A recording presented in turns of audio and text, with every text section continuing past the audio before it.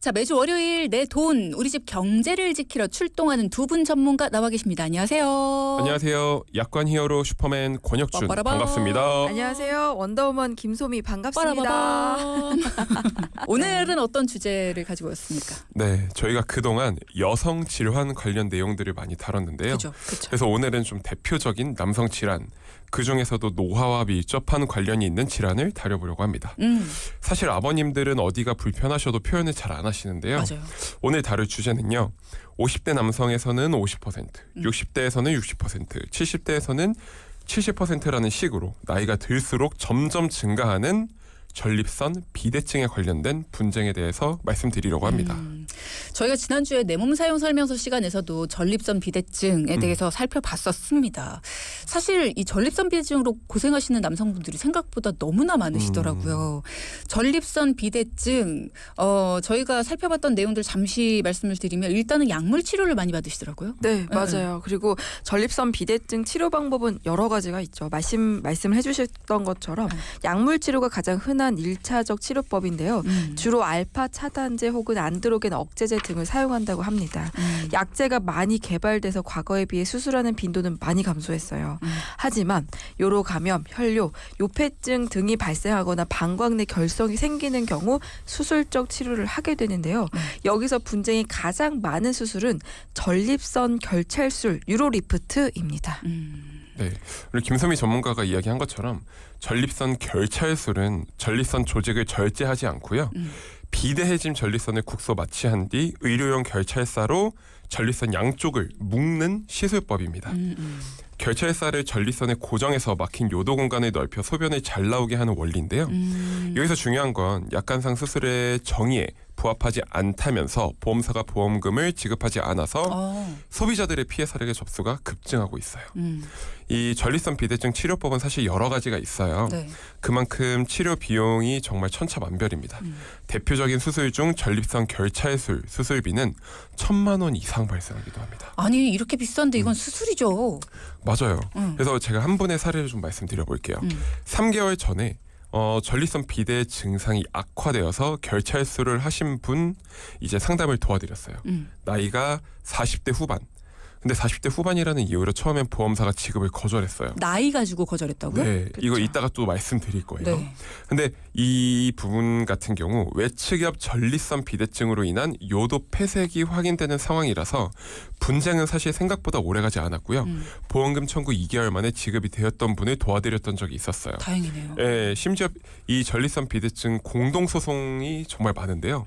이런 소송을 담당하고 있는 변호사들은 환자의 치료 여부, 수술, 입원 필요성은 보험사가 아닌 의사에 의해 판단이 이뤄야 한다는 점을 재차 강조하고 있습니다. 네, 맞아요. 실제 실손보험 소비자 권리찾기 시민연대 같은 단체에 따르면요. 네. 2022년 백내장 수술도 통원 치료로 불충분하다며 대거 보험금 지급이 거절되고 현재 공동 소송 중인데요. 최근 전립선 비대증 공동 소송도 지속적으로 늘어나고 있다고 해요. 그래서 제2의 백내장 사태가 될 수 있다는 우려의 목소리까지 나오고 있습니다. 따라서 지금부터는 전립선 비대증 수술을 받은 경우 주의해야 될 점을 자세히 짚어드릴 거고요. 무엇보다 분쟁의 요소를 최소화하려면 신의료기술평가위원회에서 정한 사용 대상에 일치해야 됩니다. 네. 저번에도 저희가 짚어드린 적이 있죠. 백내장 수술도 입원을 시키지 않고 통원 치료로만 하다 보니까 많은 보험회사가 이제 실손을 통원으로만 지급을 네. 해서 네. 그 큰 수술 비용을 지급해주지 않아서 문제가 됐다. 그래서 이런 부분도 받을 수 있도록 저희가 도와드릴 수 있는 방법을 알려드렸는데 이 전립선 비대증 수술도 마찬가지가 되어가고 있다라는 얘기예요. 그래서 지금 두 분이 강조를 해주시는 게 분쟁의 요소를 최소화할 수 있는 방법. 네. 그게 바로 신의료기술평가위원회에서 정한 사용 대상에 일치해야 된다라는 건데 좀 더 자세하게 권혁준 전문가가 네. 정리해 주세요. 네, 이 사용 대상을 확인해 보면 첫째로 50세 이상이어야 합니다. 네, 그리고 둘째, 전립선 용적이 100cc 미만이고요. 셋째, 이 IPSS 점수, 즉 국제 전립선 증상 점수표가 8점 이상인 외측엽 전립선 비대증 환자 중 기존 내시경 수술을 원하지 않는 환자여야 합니다. 뭔 말이죠? 이게 대표적으로 수증기를 이용한 내시경적 수술 방법이 있어요. 뛰어난 효과로 많이 하는 시술인데 3일 동안 소변줄을 착용해야 한다는 불편함이 좀 있습니다. 소변줄을 착용해야 된다. 불편함보다도 직장에 다니시는 분들 중에는 이게 시간 내기가 좀 어려우실 수 있겠어요. 맞아요. 그래서 때문에 내시경적 수술을 원하지 않는 환자들이 생길 수 있죠. 단 환자의 상태에 따라 좀 달라져요. 혈압, 고지혈증, 당뇨 등 기저질환으로 수술받기 어렵고 또 전신 마취가 어려운 환자는 최소 침습적인 간단한 시술로 인정받는 수술로 수증기를 이용한 내시경적 수술이 적합할 수 있습니다. 다시 돌아와 셋째 보험사가 말하는 IPSS 점수 또한 설명을 잠시 드릴 텐데요. 네, 이거 어려워요. 맞아요. 네. 점수 문항인 7가지 문항을 한번 물어보는데 1번 평소 소변을 볼 때 다 봤는데도 소변이 남아있는 것 같은 느낌이 드는지. 잔뇨감. 예, 잔뇨. 두 번째, 소변 본 후 2시간 이내에 다시 소변을 보는 경우가 얼마나 자주 있었는지. 다뇨. 네. 3번 소변 줄기가 끊어져서 다시 힘줘서 소변을 보는 경우나 4번 소변을 참기 어려운 경우가 얼마나 자주 있었는지. 5번 소변 줄기가 약하거나 가늘다고 생각되는 경우. 6번 소변이 금방 나오지 않아서 아랫배에 힘을 줘야 하는 경우. 7번 잠을 자다 일어나서 소변을 보는 경우가 몇 번이나 있는지. 이런 것들을 물어보는데요. 확인해서 8점 이상의 점수가 되어야 해당이 되는 겁니다. 네, 근데 점수는 문항 하나하나마다 정도에 따라 점수를 매겨요. 그러니까 0점에서 6점으로 점수를 매길 수 있고요. 0점은 나는 아무 문제 없다. 1점은 괜찮은데. 2점은 대체적으로 만족스럽다. 3점은 그저 그렇다. 등 6점은 견딜 수 없다. 라고 점수를 매겨서 합계가 8점 이상이어야 됩니다. 근데 7가지 문항인데 다 합쳐서 8점 이상이면은 어렵지 않아요. 어느 정도 증상이 있으시다면 충분히 네. 가능할 것 같아요. 맞습니다. 네. 그리고 모든 전립선 비대증 치료에 해당하는 건 아니고요. 100년 이상 된 가장 오래된 치료법으로 많이 시행하는 경요도 전립선 절제술의 경우 IPSS 점수와 무관하게 지급이 가능하다는 점도 참고해 주세요. 여기서 경요도 전립선 절제술은 이름 그대로 요도나 복부를 통해 접근해 전립샘을 절제하는 수술을 말하는데요. 저희가 오늘 말씀드리는 분쟁은 전립선 결찰술에 대해서만 말씀드린다는 점을 꼭 기억해 주세요. 네. 네. 그러니까 전립선 치료 다양한 방법들이 있는데 오늘 이 분쟁이 많이 일어나는 부분이라는 거는 전립선 결찰술 여기에 대한 분쟁이라는 거 기억을 해주시고 한 가지 궁금한 게 제가 두 분이 짚어주신 여러 가지 조건들 중에서 50세 이상이어야 된다. 이 부분이 굉장히 기분이 나쁘네요. 그렇죠. 아니 이게 나이가 들수록 물론 전립선 비대증이 좀 심해진다. 이게 연령과 관련이 있는 질환이다라고는 하지만 100%다 연령하고만 관계가 있다는 아니잖아요. 네. 그리고 요즘에는 젊은 층에서도 전립선 비대증이 일어날 수 있다라는 얘기가 충분히 의학계에서는 논의가 되고 있는 부분인데 맞아요. 50세 이상이어야만 우리는 보험금을 지급해주겠다. 그래서 50세 이상인 경우에는 검사 결과를 조금 더 눈여겨보셔야 됩니다. IPSS 점수라던가 이런 게 미달되면은 나이가 젊으신데 그리고 또 사실은 치료 목적과 같은 뭐 예를 들어서 뭔가 기능적인 부분을 좀 보완하거나 이런 수술을 같이 하는 경우들이 좀 많았어요. 그러다 보니까 50세 이상인 경우에는 분쟁이 그닥 없고요. 네. 50세 미만일 경우 40대 중반 후반일 경우에는 분쟁이 좀 많을 수 있기 때문에 내가 정말 치료가 필요한 사람이 맞는지 이걸 따지셔야 돼요. 아니 치료가 필요가 없는데 전립선 비대증 치료를 받는 사람이 어디 있어요? 그럴 수 있죠.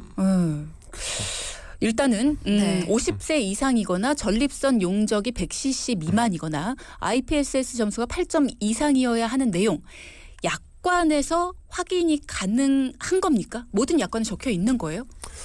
네, 동키분들도 예상하셨겠지만 약관에는 해당 내용이 존재하진 않습니다. 맞아요. 그래서 억울함을 호소하는 분들이 정말 많아요.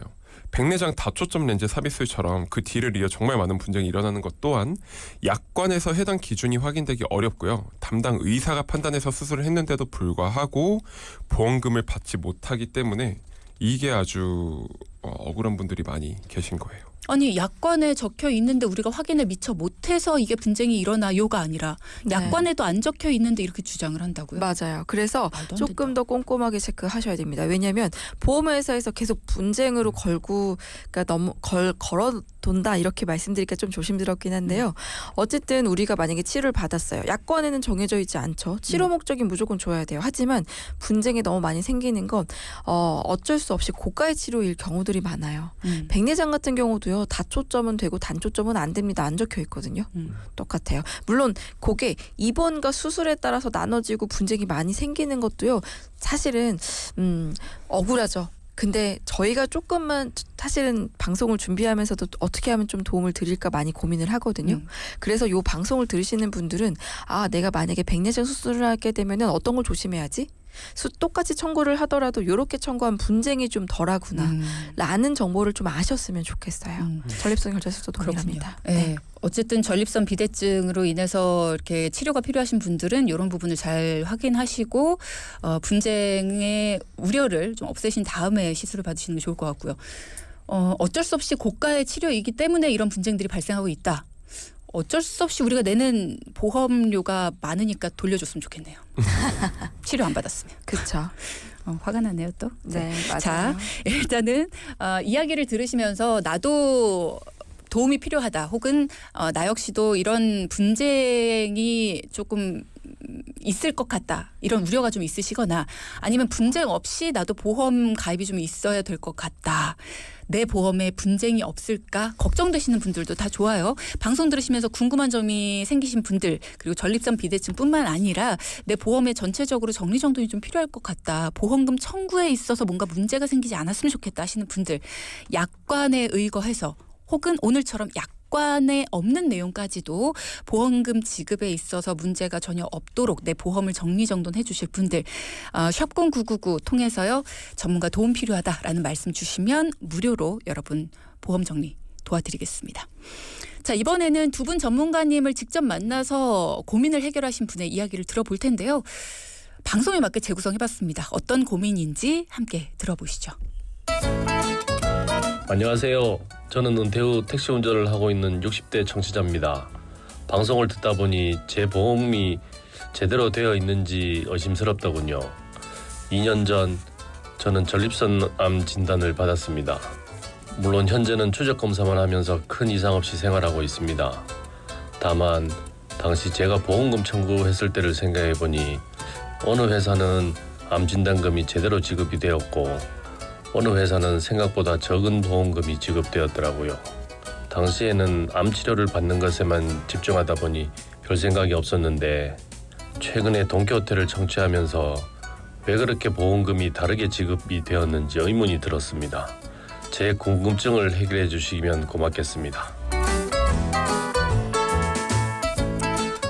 우선은 암 진단을 받으셨어요. 큰 이상 없이 잘 치료를 받고 지금은 추적 검사만 하신다고 하니까 너무 다행이고요. 건강을 빨리 되찾으셨으면 좋겠습니다. 두 분 전문가님이 어떻게 상담을 진행하고 도와드렸는지는 저희가 4부에 들어가서 한번 이야기를 들어봐야 될 것 같습니다. 앞서 3부에서는 이것에 대해서 이것 비대증 치료와 관련된 보험 분쟁 너무나 많아지고 있다. 이 얘기를 드렸고요. 이어서 사연을 들려드렸습니다. 몇 년 전에 전립선 암으로 진단을 받아서 수술하신 사연자분의 이야기를 들려드리면서 두 분이 상담을 진행하고 도와드렸는데요 하며 마무리가 됐죠. 네. 어떻게 상담을 진행하고 도와드렸나요? 네, 우선 사연자분께서는 다행히도 건강검진 중 전립선암 1기 진단을 받으셨습니다. 다행이네요. 진단을 받았는데 다행이라고 말씀드린 이유는요. 전립선암 1기에서 발견되었다는 것도 그쵸. 천만 다행이었고요.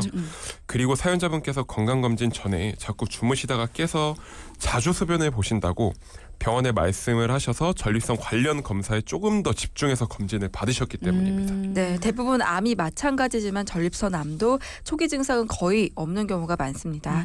하지만 평소에 없었던 증상들이죠. 예를 들어 간혹 소변을 볼 때 느리고 약한 줄기가 생긴 경우나 소변에 피가 섞이는 경우와 같이 전립선암을 의심해 볼 수 있는 상황들이 있죠.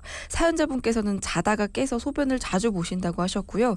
이렇게 본인의 몸 상태 등을 등에 항상 관심을 갖고 만약 평소에 없었던 증상이 생긴다면 한 번쯤 의심을 해보고 미리 대비하는 것은 아주 좋은 대처라고 생각합니다. 맞아요.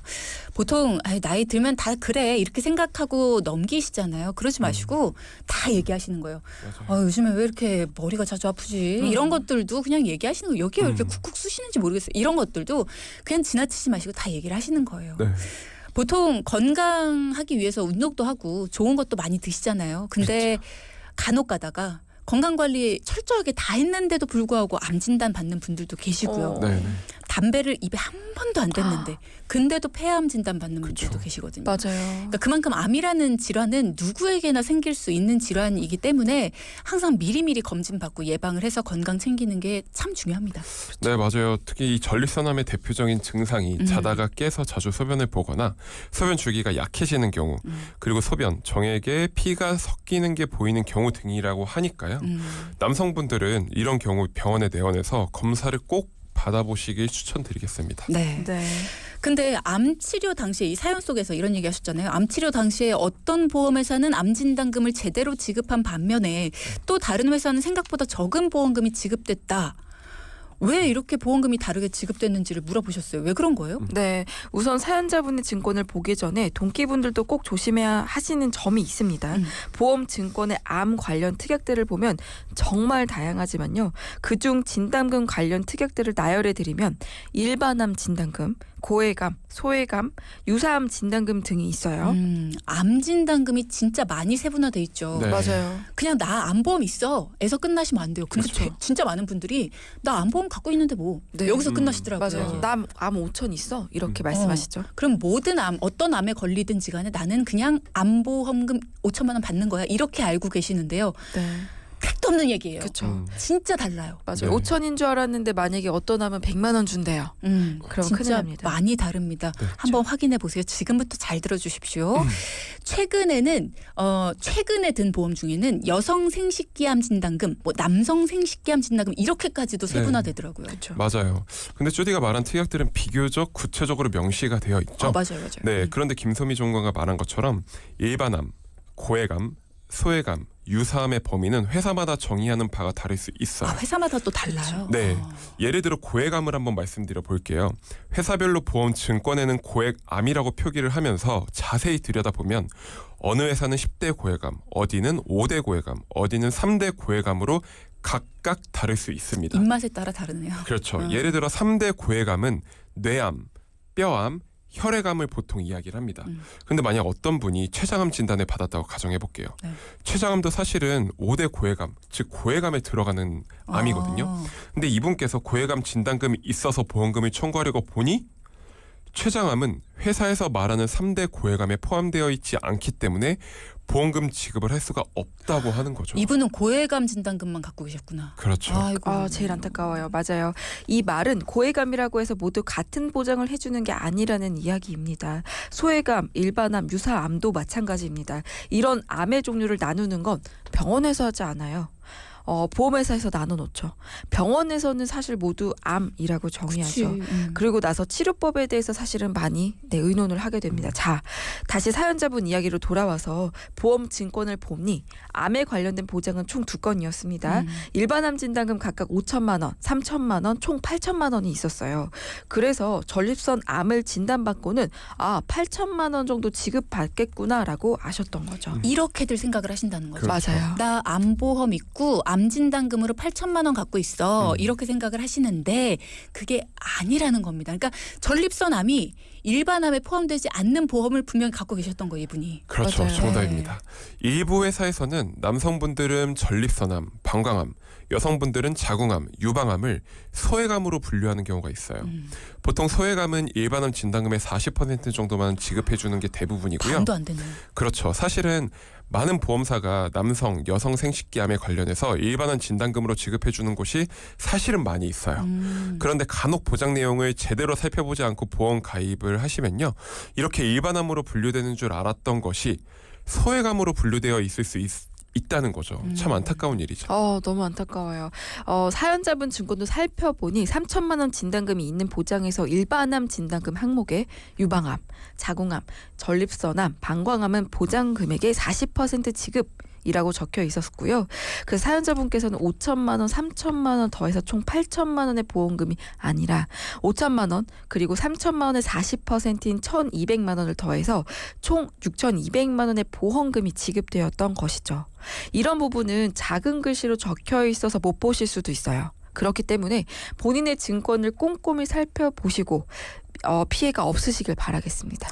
사실 작은 글씨로 써 있어서 못 보실 수 있어요 라기보다 우리가 증권을 받잖아요. 그럼 이렇게 쭉 넘겨보면서 암진단금 5천만 원 맞네? 이렇게 넘겨보지 그 밑에 써 있는 것까지 다 읽어보지 않아요. 그렇죠. 뭐가 제외되고 포함되고 이런 것들. 그런 것들까지 안 봐요. 왜냐하면 설명 다 들었으니까. 네. 그렇죠. 그리고 설명 들을 때 사실 이런 부분까지 설명 들었었나 생각해보면 안 들었던 거 맞아요. 같거든요. 맞아요. 들었던 기억이 없어요. 네. 네. 근데 해줬다고 하거든요. 그렇죠. 그러니까 너무 많은 얘기를 한꺼번에 듣다 보니까 우리가 큼직큼직한 것만 기억을 하는 거지 그렇죠. 사실 해줬겠죠. 맞아요. 설명해줬을 거예요. 안 해줬을 리가 없어요. 그렇죠. 근데 우리는 너무 많은 이야기를 들으면 1번부터 10번까지를 기억하지 그 안에 세부적으로 1, 2, 3, 4, 5를 더 해줬던 거는 기억이 잘 나지 않습니다.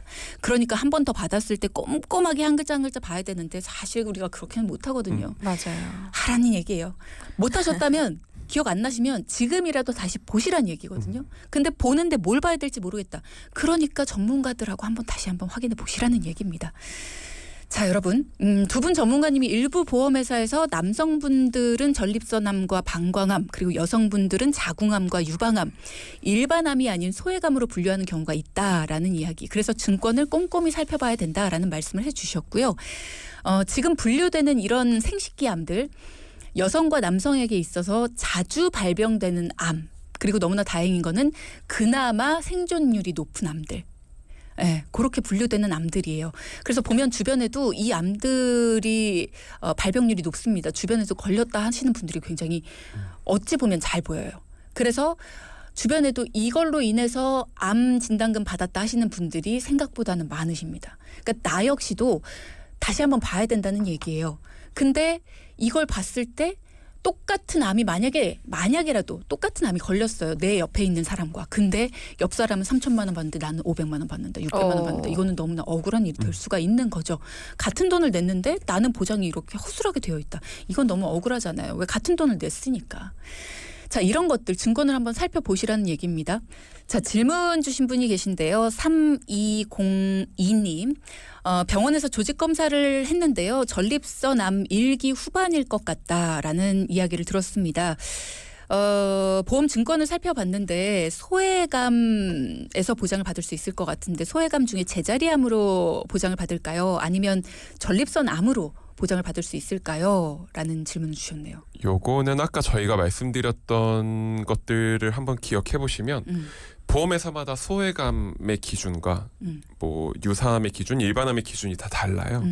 그래서 지금 소외감으로 보장받을 수 있을까요? 라는 거는 사실은 보험 증권을 봐야 정확히 알 수 있고요. 이 보험 증권을 확인한 후 청구를 하셨으면 좋겠어요.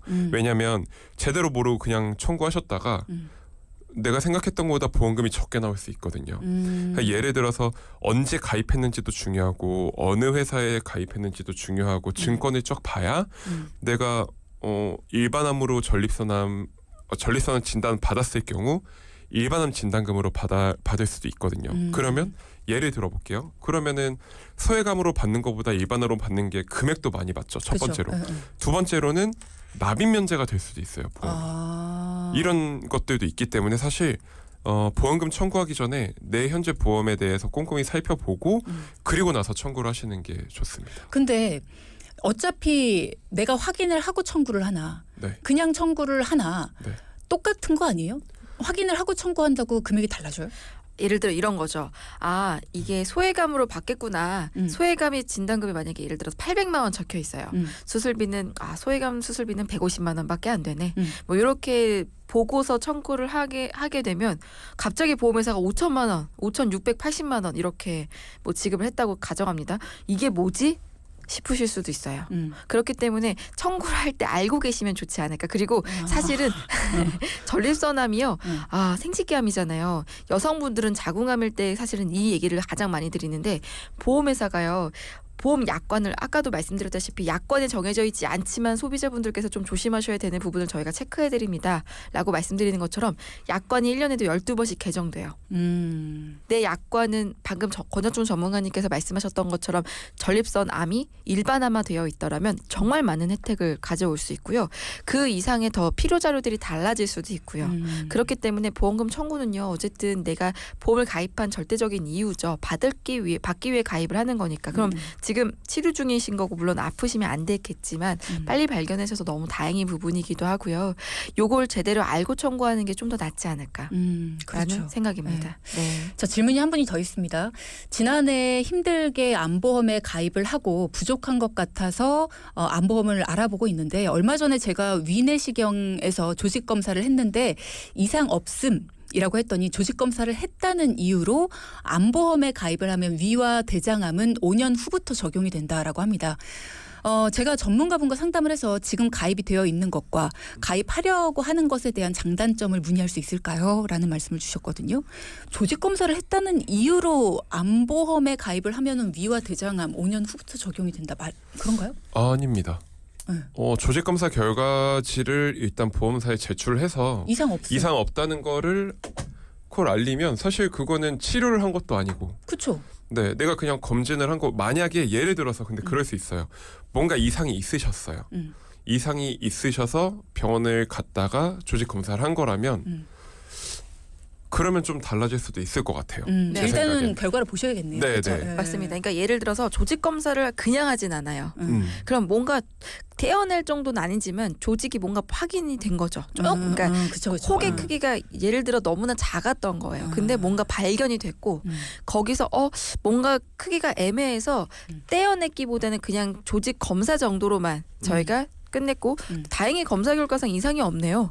근데 요거를 보험회사에서는 조금 두려워할 수 있죠. 겁을 먹을 수 있죠. 근데 이상이 없잖아요. 그러니까 그러면 거기에 대해서 예를 들어 방금 권혁준 전문가님께서 말씀하셨던 것처럼 역류성 식도염이라던가 복통이라던가 뭐 위궤양이라던가 이런 것들이 있을 수 있어요. 그럼 그거에 대한 것들도 이상이 없는지, 그러니까 병원에 갔다가 온 이유를 설명하는 서류를 병원에서 발급받아서 소견서에서도 쓸 수 있어요. 선생님 저 이상 없음이라고 얘기해 주신 게 맞으신가요? 네. 그럼 그런 부분을 두 분이 좀 도와주셔야겠네요. 저 연락 주세요. 네. 얼마든지 어렵지 않습니다. 자, 그러면 일단은 지금 보험 가입에 있어서 암보험을 가입하는 게 조금 필요하다라고 본인은 인지를 하고 계시는데 필요성을 느끼고 계시는데 그 부분에 어려움을 겪고 계시는 거예요. 필요하신 부분 도와드릴 수 있습니다. 전문가 도움 요청 주시고요. 장단점 문의 주신다고 하셨는데 네, 도와드릴 수 있습니다. 말씀 주세요. 포인트 짚어보겠습니다. 첫째. 전립선 결찰술은 분쟁이 많은 수술이다. 약관상 보험금 지급에 문제가 없어야 하는 게 맞지만 분쟁의 요소를 최소화하기 위해 신의료기술평가위원회에서 정한 사용 대상에 일치할 수 있도록 준비하자. 네, 둘째. 전립선 비대증, 전립선 암 등 빠르게 대처하는 것이 효과적이고요. 평소와 다른 본인의 상태를 느끼면 바로 병원에 가서 검진받는 게 정말 중요합니다. 오늘 보약 레시피 시간 권혁준 전문가와 김소미 전문가 두 분과 함께 했습니다. 방송 중에 상담해드리는 내용은요. 청취자 여러분의 올바른 투자 판단을 위해 참고로 드리는 말씀입니다. 금융상품 가입이나 해지 같은 판단은요. 스스로의 책임으로 결정하셔야 한다는 점 꼭 기억하시기